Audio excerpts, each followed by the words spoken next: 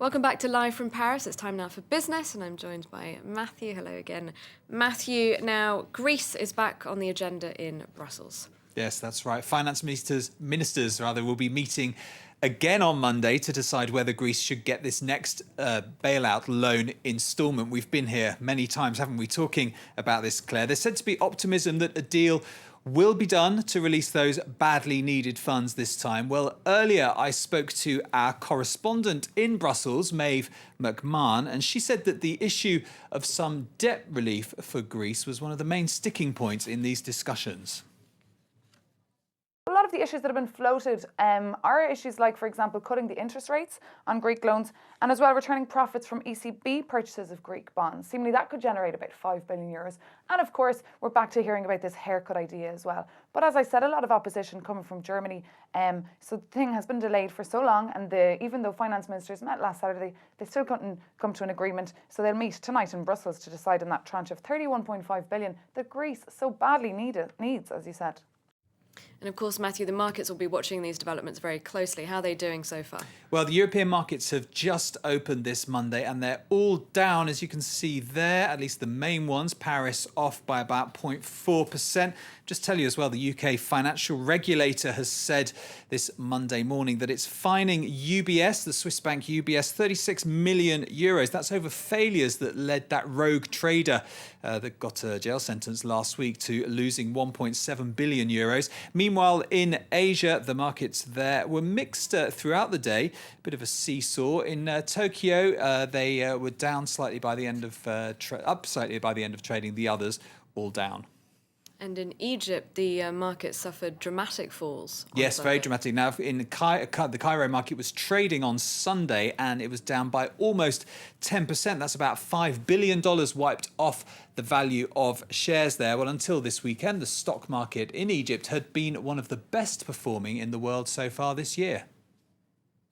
He augmented his powers, but may have undermined his stock market. Last week's presidential decree resulted in widespread violent protests, chaos on the streets, to uncertainty on the trading floor. In the first trading session since what many of Mohamed Morsi's critics called a power grab, Egypt's benchmark index lost $5 billion. It seems the one power beyond the president's reach is controlling market confidence. Recent political events have been reflected on the stock market. The benchmark index plunged 9.6%. Political instability has caused a plunge in the index. There's no buying.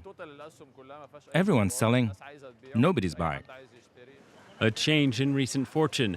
Since Morsi was elected in June, the stock market had risen 35%, and last week Egypt reached initial agreement with the International Monetary Fund for a loan of $4.8 billion, money aimed at easing a liquidity crunch and boosting confidence. Now some worry the country is headed down the wrong path. We expected new investment and new policies from the state, but now we're losing more than we're gaining, whether it be in the economy or in politics. For 2 years, political unrest has battered the economy. Still struggling to find stability and attract investment, Morsi has tried to reach out to critics, saying his new powers are only temporary, but he has yet to quell doubts. Both pro- and anti-government protests are planned later in the week.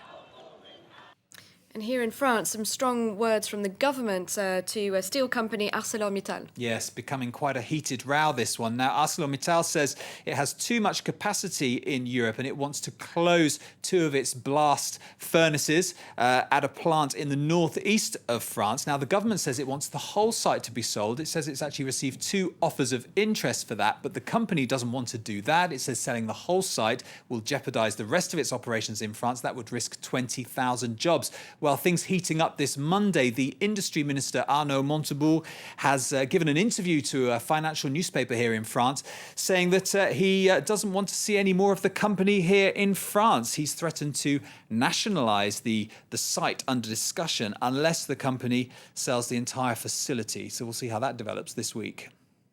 All right, and in Italy, there were more anti-austerity protests over the weekend. Yes, now it was students and teachers mostly who were marching against changes in the way that education is funded in Italy. They're worried about creeping privatisation. Well, faced with the high unemployment, many young people in Italy are looking for new opportunities for work. Meet the woofers, that is, the volunteers of the Worldwide Opportunities on Organic Farms, a novel and rustic way of fighting the crisis. Since 2008, the number of Italians volunteering for WOOF has tripled, from 438 to nearly 1,300 in 2011. There's a new interest in sustainability, maybe living like your grandparents did, knowing where your food came from, getting your hands dirty, doing something worthwhile. And also maybe the fact that they're unemployed, or maybe they have a part-time job. Prime Minister Mario Monti has imposed unpopular austerity measures. On the weekend, tens of thousands protested in Rome. Many students fear education is creeping towards privatization. And with youth unemployment at 35%, the Tuscan countryside is looking pretty attractive to some. Unpaid, but in exchange for their hard work, they get free room and board. We all know that finding a job is not easy. We are in an economic crisis, so staying at home, doing nothing with no job, becomes expensive. Organic farming might lead to a healthy diet, but it's unlikely to slim down Italy's bloated public debt. That hovers at 126% of GDP.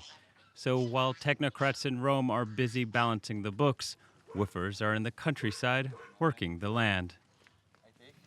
And online shopping got a boost in the US over the Thanksgiving holiday weekend. Yes, and Thanksgiving holiday weekend, big weekend for shopping, of course. Black Friday was a big weekend. Sales were up about 13%, but online did even better. Sales, this is on Friday alone, were up 26% online shopping, just showing how more and more people would prefer to stay in and do their shopping on the sofa than go out. And those are the sites that did the best. Amazon at number one. Some more traditional sorts of shops doing better there as well. And Apple as well in fifth place. And in fact, 10% of those online transactions were done on iPads alone. So obviously when people get those in front of them, they're happy to start spending. That is the danger. Now, people in Catalonia have been voting for a new parliament. There's some light relief, though, on offer at the Christmas market in Barcelona. Yes, now this market does a brisk trade every year in these rather curious-looking figurines that we can see whether you fancy one of these in your home. They're not very Christmassy, really, are they? But very traditional, we're told, at this time of year. Well-known politicians, yeah. Celebrities. Now, that one we just saw there, I should have pointed out, was actually supposed to be Francois Hollande. I don't know if you recognised him. No, but there's others. I'm sure you can I didn't take a recognise guess because I wasn't sure. some of those. Charlie Chaplin, some footballers. As you can see, they're in rather inelegant poses there. But they sell really well. They sell really well. Let's listen to one of the sellers and a shopper as well. At the level of international politics, Francois Hollande, through our website, is selling very well and has proven to be very popular. It's something very typical of Catalonia, and I don't know, they're pretty fun. Every year there are different figures, the new ones come out, politicians, artists. It's great. Would you be tempted to get some, Matthew? I'm tempted to buy you one for Christmas, Claire. I'd be happy with any present for Christmas. Thank you, Matthew. Thank you, too, for watching. Do stay tuned to France 24. All the latest headlines coming up in just a few minutes with Stuart Norval.